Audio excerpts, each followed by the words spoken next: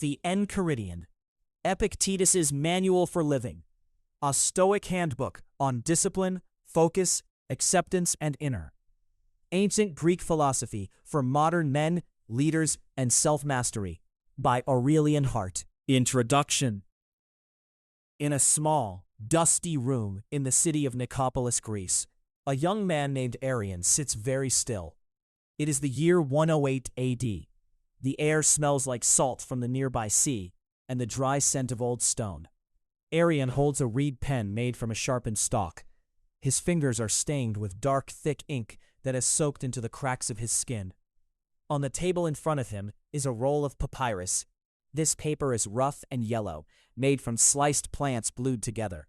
It is not smooth like the paper we use today. It is scratchy and tough. Arion is not writing a letter to his family. He is not writing a grocery list. He is trying to catch every single word coming from the mouth of the man sitting across from him. That man is old. He has a gray beard and a leg that was broken long ago and never healed right. He is a former slave named Epictetus. The old man does not have any books around him. He does not have a library. He does not even have a pen. Epictetus believes that if you want to learn how to live, you have to do more than just read. You have to practice. He talks to his students like a coach talks to a team before a big game. He speaks with a voice that is calm but very sharp. He says things that make the young men in the room shift in their seats. Arion realizes that what he is hearing is too important to forget. He knows that once Epictetus stops talking, these ideas might blow away like smoke in the wind. So, he writes. He writes fast. He doesn't try to make the sentences pretty. He tries to make them hit hard. He wants to create a tool. He wants to make a book that is small enough to carry in a pocket, but strong enough to save a man's life. He calls this collection of notes the Enchiridion. In the old Greek language, that word has two meanings. It means a small book, like a handbook, but it also means a dagger. It is a weapon you keep at your side at all times. It is a tool for the mind that you can pull out the moment things get difficult. Arion isn't making a book for a shelf. He is making a weapon for the soul. The puppet strings of the modern world. Most of us feel like we are being pulled in 1,000 different directions. We wake up and the first thing we do is reach for a glowing piece of glass. Before we have even taken a breath, we are looking at news that makes us angry. We are looking at emails that make us worried. We are looking at photos of people we don't even like, and we feel bad because our lives don't look as perfect as theirs. We have more stuff than any king or queen had 2,000 years ago. We have machines that wash our clothes. We have food that arrives at our door with the push of a button. We have cars that can travel across the country in a day. But inside, many of us feel like we are falling apart. We feel like we are slaves to what other people think of us. We are reactive captives. A reactive captive is someone who is successful on the outside, but fragile on the inside. If the stock market goes down, their mood goes down. If a boss says something mean, their whole day is ruined. If a flight is delayed, they feel like the world is ending.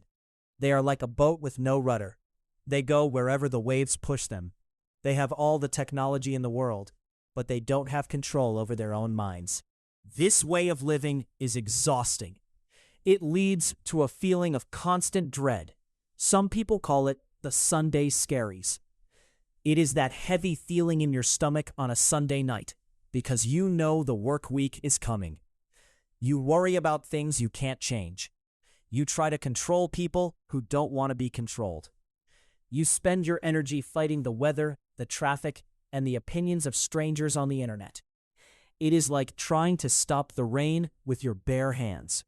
You just end up wet and tired. The choice of the sovereign. There is another way to live.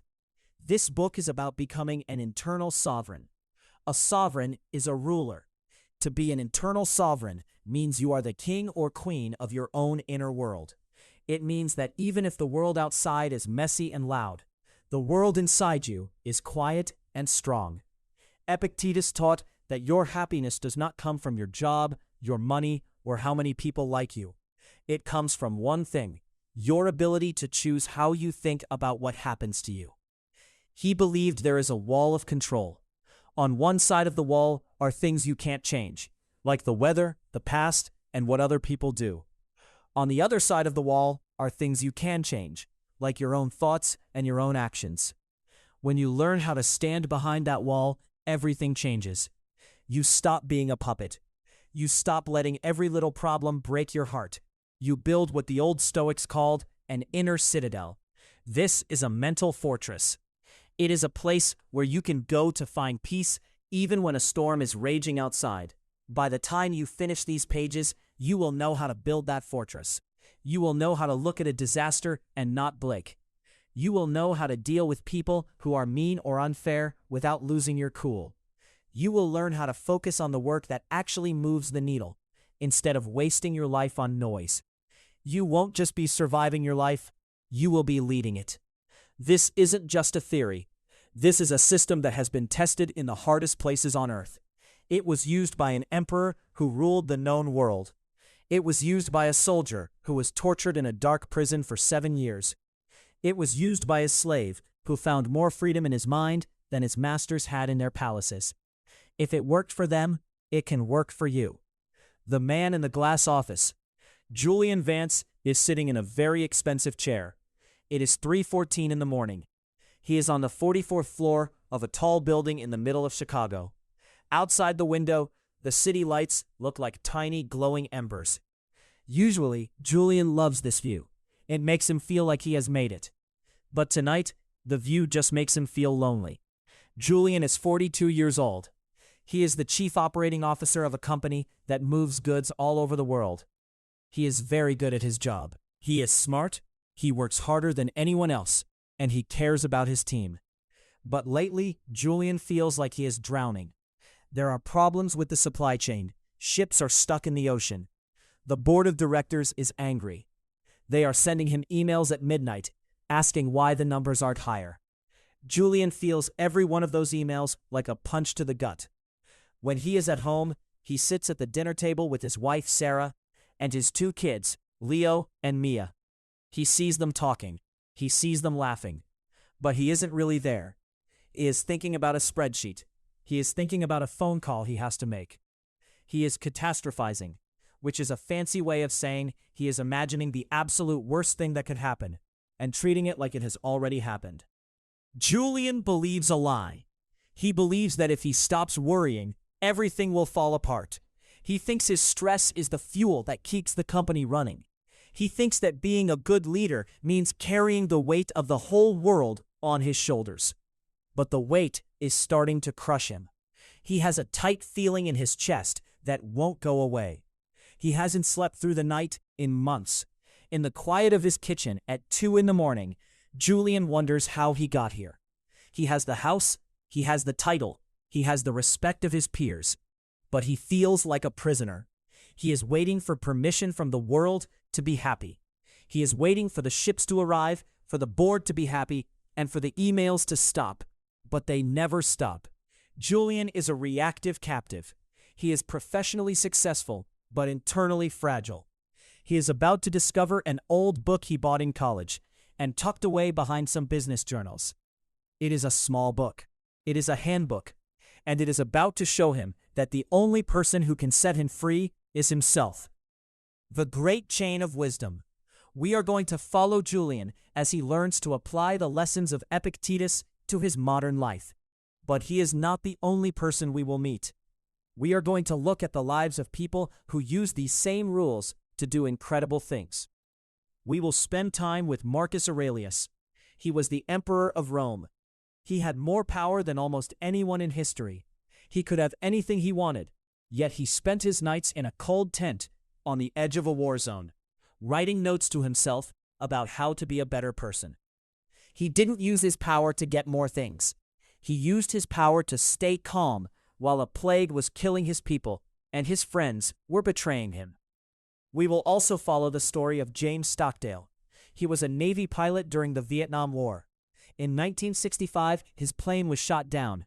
As he was floating down in his parachute toward a village where he knew he would be captured, he said something strange to himself. He whispered, "I am leaving the world of technology and entering the world of Epictetus." Stockdale spent 7.5 years as a prisoner of war. He was tortured. He was kept in a tiny, dark room alone. He didn't know if he would ever see his family again, but he had memorized the Enchiridion. He used the dagger of Epictetus to fight off despair. He realized that the guards could break his bones, but they couldn't break his will. He became a leader for the other prisoners, teaching them how to stand tall, even when they were in chains. These stories show us that Stoicism is not for people who want to hide from the world. It is for people who are in the middle of the fight. It is for leaders, for parents, and for anyone who has a lot to lose. It is a philosophy for the high-stakes moments of life. The journey ahead. The path from being a reactive captive to an internal sovereign is not a long walk, but it is a steep one. It requires you to look at the world in a completely new way. We are going to break this journey down into small, clear steps. First, we will learn the dichotomy of control. This is the most important rule in the book. It is the secret to ending anxiety forever. You will learn how to stop wasting your heart on things that are not up to you. Next, we will look at our judgments. You will see that things don't make you sad or angry. It is your opinion about those things that causes the pain. We will learn how to change the lens through which we see the world. We will explore how to handle insults and criticism. You will learn the art of the empty mirror. You will find out how to stay steady when people are talking behind your back or yelling in your face. We will talk about desire. Most people spend their lives reaching for things they don't have. We will learn the banquet protocol, how to enjoy what you have while it is there, and how to let it go when it is time for it to move on. We will dive into integrity. You will learn why your character is the only currency that really matters. We will see how Julian deals with a boss who wants him to lie, and how Marcus Aurelius dealt with a general who tried to steal his throne. Finally, we will look at daily habits. Being a Stoic isn't something you do once. It is a way of being. We will learn the evening review and how to talk to your own soul so that you can wake up every morning feeling stronger than the day before. The world is not going to get quieter. The noise of modern life is only going to get louder. There will always be another crisis, another mean comment, and another thing that goes wrong. You cannot change the world, but you can change how you stand in it. The Olympic Games of life are happening right now. You don't get to wait for a better time to start practicing. The contest is here. The dagger is in your hand. Chapter 1. Mastering the Wall of Control. The clock on the dashboard of the black SUV read 4:14 a.m. Julian Vance sat in his driveway, the engine humming quietly. He had exactly 3 hours and 46 minutes before the board of directors gathered in the glass-walled conference room on the 44th floor. If he didn't have a solution for the shipping delays in the Suez Canal by then, his 3-year run as COO would likely come to a crashing end. His chest felt like it was being squeezed by a heavy iron band. His palms were damp. He had checked his email 42 times since midnight. Most people believe that stress is something that happens to us because of the world. We think that if the ship moves on time, we will be calm. We think that if the boss is happy, we will be at peace. We think that if our bank account is full, we will finally feel safe. This is the great myth of the modern world, the idea that our happiness depends on our ability to control what happens around us. We spend our entire lives trying to move the pieces on the board, hoping that if we just try hard enough, the world will finally behave the way we want it to. In the year 60 AD, a young man named Epictetus lived in a world where he had zero control over his own body. He was a slave in Rome. His master was a man named Epaphroditus, a powerful secretary to the Emperor Nero. In Rome, a slave was not a person. He was a piece of property, no different than a chair or a rug. Epictetus spent his days running errands through the crowded, filthy streets of the city. He watched as powerful men were executed on a whim. He saw rich merchants lose everything in a single day. He lived in a constant state of physical danger. One afternoon, for reasons history does not fully record, Epaphroditus became angry. Some say it was just for sport, a cruel game to show who was in charge. He took Epictetus's leg and began to twist it. The pain was sharp and hot, the kind of pain that usually makes a man scream and beg for mercy. But Epictetus did not scream. He did not beg. He looked at his master with a calm that was almost eerie. "If you keep twisting," Epictetus said quietly, "you will break it." Epaphroditus, fueled by rage and perhaps a bit of confusion at the boy's lack of fear, twisted harder. There was a sickening crack as the bone snapped. Epictetus didn't flinch. He didn't even change his expression. He simply looked down at his ruined leg and then back at his master. "I told you that you would break it," he said. From that day on, Epictetus walked with a limp. But he had discovered something that most kings and generals never find. He realized that while his master could own his body, his master could not own his mind. His master could break his leg, but he could not break his will. This was the birth of the wall of control. It was the realization that the world is divided into two very different piles: the things that are up to us and the things that are not. The myth of total power. We often think that the more power a person has, the more control they have over their life. We look at the CEO of a billion-dollar company or a world leader and think they must be the most in-control people on earth. But the opposite is often true. The more stuff you have, more money, more fame, more employees, the more things there are that can go wrong. If your happiness is tied to your reputation, you are a slave to everyone who has an opinion of you. If your peace of mind is tied to your investments, you are a slave to the stock market. Epictetus taught that true freedom only comes when you stop caring about things that are outside your wall of control. He saw that people were miserable because they were trying to control things they couldn't, while ignoring the one thing they actually could. Think about a professional athlete. They can train every day. They can eat the right food. They can study the playbook until they know it by heart. But on game day, they cannot control the weather. They cannot control the referee's whistle. They cannot control whether the other team plays the game of their lives. If the athlete ties their self-worth to winning the game, they are at the mercy of fate. But if they tie their success to how well they prepared and how hard they played, they are invincible. No one can take their win away from them, because their win happened inside their own mind. The Everest test. In May of 1996, a group of climbers was high on Mount Everest, near the death zone. The air was thin, the wind was howling, and a massive storm was moving in. This is one of the most famous disasters in mountaineering history. Some of the climbers survived, and many did not. When psychologists and survival experts looked back at what happened, they found a strange pattern. The people who survived weren't always the strongest or the most experienced. Instead, the survivors were the ones who were able to narrow their focus. When the storm hit, many people began to panic about the wind, the cold, and the fact that they might die. They were focused on things they could not change. This panic used up their oxygen and clouded their thinking. The survivors focused on the wall of control. They couldn't stop the storm. They couldn't make the mountain warmer. They couldn't make the descent shorter. So they stopped thinking about those things. Instead, they focused on the one thing they could control, the next 3 feet in front of them. They focused on their breathing. They focused on placing one foot firmly before moving the next. By ignoring the big things they couldn't change, they saved all their energy for the small things they could. This is the core of the dichotomy of control. It is the simple act of asking yourself one question every time you feel stressed. Is this in my power, or is it not?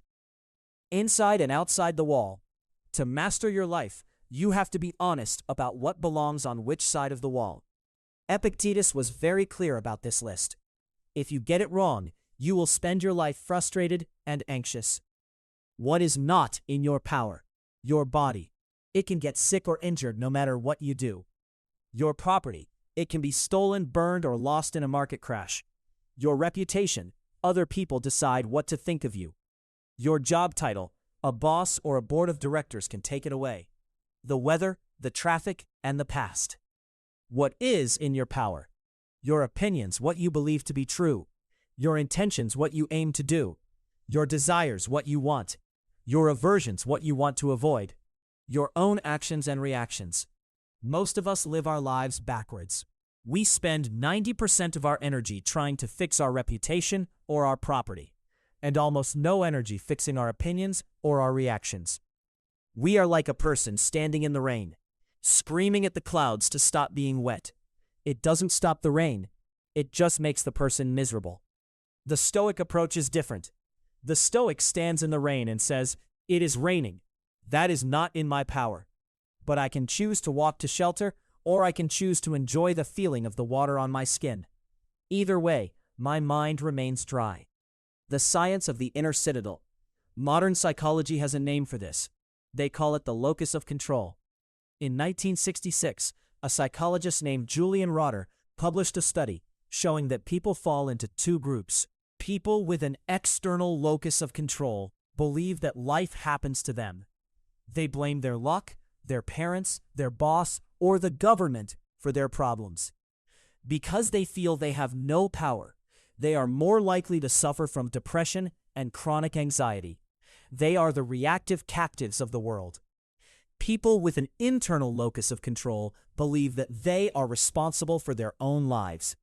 Even when bad things happen, they focus on how they will respond. These people are more successful, they have better health, and they are much more resilient. They have built what the Stoics called an inner citadel. The inner citadel is a fortress in your mind. No matter how much chaos is happening outside, no matter how many emails are in your inbox, or how many people are yelling at you, no one can enter that fortress unless you let them. You are the only person with the key. You decide what is allowed to hurt you and what is not. The Metro train delayed Julian Vance didn't have an inner citadel yet.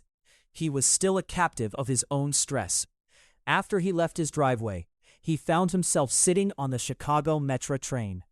Usually, he used this time to work, but today his hands were shaking too much to type. Suddenly, the train screeched to a halt. A voice came over the speaker. "Ladies and gentlemen, we have a signal failure. We are looking at a 40-minute delay." The car erupted. A man in a suit 2 rows up started swearing and slammed his fist into the back of a seat. A woman began crying softly into her phone, telling someone she was going to miss her flight. Julian felt his own heart hammer against his ribs. 40 minutes. That was it. He would be late for the board meeting. He would be fired. His kids would have to change schools. His life was over. Then he remembered the small, battered book he had found in his home office earlier that morning. He had tucked it into his bag on a whim. He pulled it out and opened to the first page of the Enchiridion. He read the first sentence. "Some things are up to us, and some things are not up to us." Julian looked out the window. There was nothing but gray tracks and industrial buildings. He looked at the wall of control diagram he had scribbled in his notebook during the ride. Can I fix the train signals? No. Can I make the train move faster? No. Can I change the board meeting time? No. All of those things were outside the wall. They were not in his power. By worrying about them, he was handing his happiness over to a broken signal light 3 miles down the track. He was letting a piece of copper wire decide if he was a good or bad person. He took a deep breath. For the first time in months, the iron band around his chest loosened just a little bit. He couldn't control the train, but he could control what he did with the 40 minutes. He opened his laptop. Instead, he started writing a clear, honest memo about the Suez Canal situation. He focused on the facts. He focused on the steps his team could take. He was still on a stopped train. He was still likely to be late, but he was no longer panicking. He had moved behind the wall. How to build your wall. Mastering the wall of control is not a one-time event. It is a habit you have to practice every single day. Most people fail because they try to be perfect Stoics right away. They think they should be able to handle a death in the family or a house fire without flinching. But Epictetus said you have to start small. You have to lift the light weights before you try to win the Olympics. You can start building your wall today by using a 3-step process. Identify the trigger. The moment you feel a surge of anger, fear, or anxiety, stop. That feeling is a signal that you are trying to control something outside your wall. Categorize the event.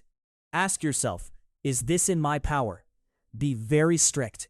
If you cannot 100% guarantee the outcome, it is not in your power. The results of your hard work are not in your power. Only the hard work itself is. Shift your aim. Once you realize something is outside the wall, consciously drop it. Turn your attention to the one thing you can do in that moment. If you are stuck in traffic, you can't move the cars, but you can listen to a book or practice being patient. When you do this, something strange happens. You actually become more effective. When you stop wasting energy on things you can't change, you have twice as much energy to spend on the things you can. You become the calmest person in the room. While everyone else is screaming at the signal lights, you are the one doing the work that actually moves the needle. The story continues. Julian arrived at the office 50 minutes late. The board members were already in the room. He could see their angry faces through the glass. The old Julian would have walked in apologizing, sweating, and making excuses. He would have been a reactive captive, begging for their approval. But as he put his hand on the door handle, Julian paused. He pictured the wall. He reminded himself that their opinion of him was their business, not his. His business was to be a leader who told the truth and worked hard. He straightened his tie, took a slow breath, and walked in.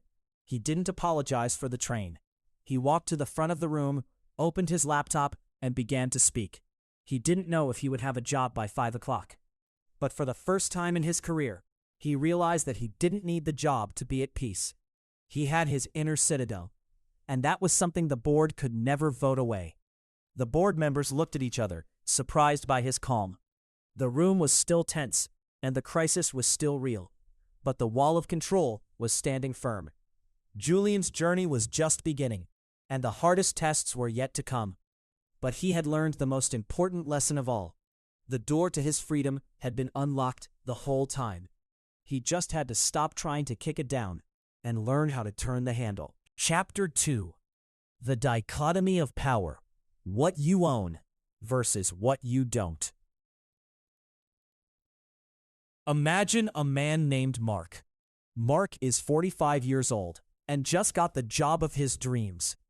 He is the head of a large team at a famous bank. He has a big office with a view of the city.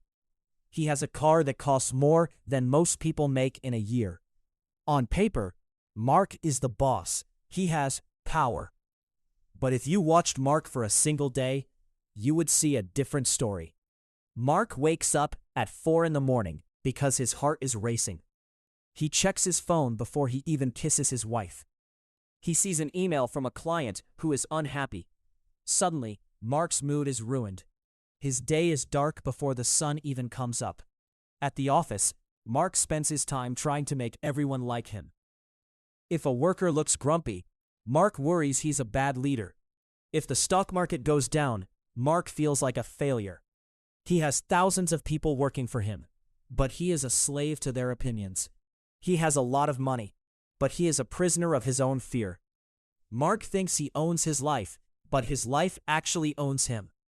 He is a king on the outside and a servant on the inside. This is the trap of power. We often think that the more things we have, the more control we have. We think that if we get the promotion or the big house or the fancy title, we will finally be the masters of our world. But Epictetus, the man who spent his life studying freedom, said we have it all backward.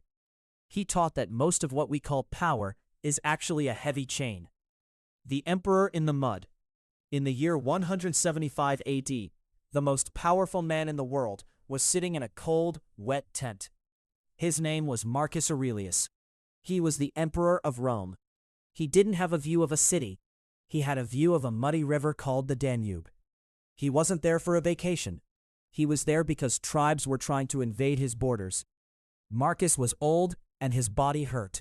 A plague was killing thousands of his people back home. His best friends were dying. Even worse, some of his own generals were trying to steal his throne. If anyone had a reason to be stressed and angry, it was him. He had the weight of the entire world on his shoulders. But Marcus didn't spend his nights pacing the floor or yelling at his servants. Instead, he sat by a small lamp and wrote in a diary. He wasn't writing for history books. He was writing to himself. He was practicing the lessons he